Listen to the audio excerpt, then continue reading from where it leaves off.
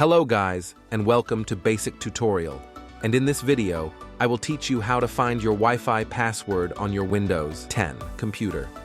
So first thing you have to do is left-click on the Windows icon located on the lower left side of your screen. Put your mouse cursor on this gear icon, then left-click on Settings.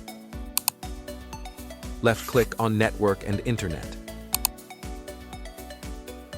Left-click on Network and Sharing Center.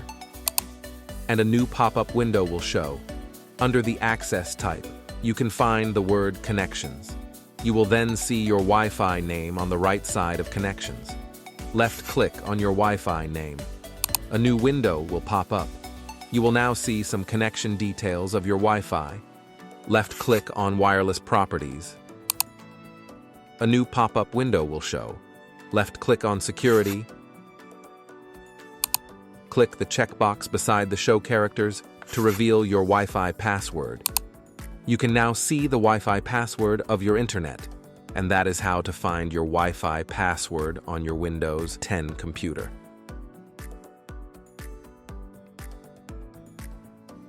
And if you find this video helpful, please hit that like button and consider subscribing for more video tutorials.